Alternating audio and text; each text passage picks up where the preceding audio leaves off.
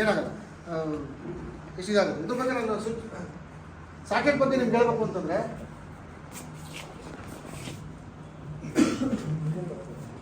First ನಮ್ಮದು 6 am socket ಬರ್ತಿತ್ತು. ಈಗ 6 ಆಮ್ ಸಾಕೆಟ್ ಬರ್ತಿತ್ತು. ಈಗ ಏನು ಮಾಡಿದ್ದೀವಿ, ಸ್ವಲ್ಪ ಯಾವ ಒಂದು 100ಕ್ಕೆ ಒಂದು 2 ಕಡೆ 3 ಕಡೆ ಕಂಪ್ಲೇಂಟ್ ಬರ್ತಿತ್ತು. ಈಗ ಏನು ಮಾಡ್ಬಿಟ್ಟಿದ್ವಿ ನಾವು ಅಂತಂದರೆ 6 ಆಮ್ ಸಾಕೆಟ್ ಇದೆಲ್ಲ 25 ಮಾಡ್ಬಿಟ್ಟಿದ್ವಿ. 25 ಸಾಕೆಟ್ ಇದು ನೋಡ್ರಿ, ಇದು ಜಸ್ಟ್ ಹಂಗೆ ವೆಯ್ಟ್ ಹಿಡಿದು ನೋಡ್ರಿ, ಇದ್ರೊಳಗೆ ಏನು ಹಾಕಿದ್ದು ಗೊತ್ತಾಗುತ್ತೆ. 6 ಆಮ್ ಸಾಕೆಟ್ ಓಪನ್ ಮಾಡಿತ್ತು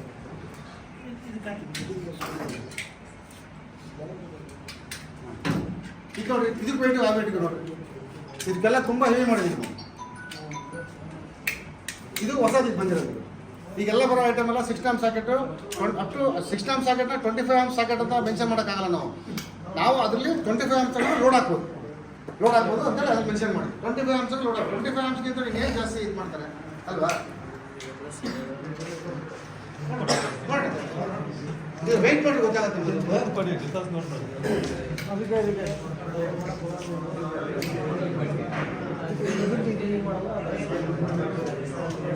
ಅದೆಲ್ಲ ಯೂಸ್ ಮಾಡೋದು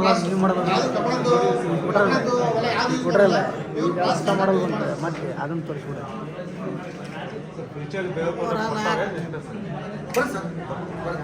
ಬರುತ್ತೆ. ಅಂದರೆ ನಾವೇ ಮ್ಯಾನುಫ್ಯಾಕ್ಚರ್ DP-NCB ಫ್ಯಾನು ಲೈಟಿಂಗು ಎಲ್ಲ ಮ್ಯಾನುಫ್ಯಾಕ್ಚರ್ ಮಾಡ್ತಾರೆ, ಮಾರ್ಬೋದು ನಾವು. ಬಟ್ ನಮ್ಮ ಕಂಪ್ನಿ ಮಾಡಲ್ಲ, ನಾವೇ ಮ್ಯಾನುಫ್ಯಾಕ್ಚರ್ ಮಾಡಿ ನಾವು ಕೊಡೋಣ.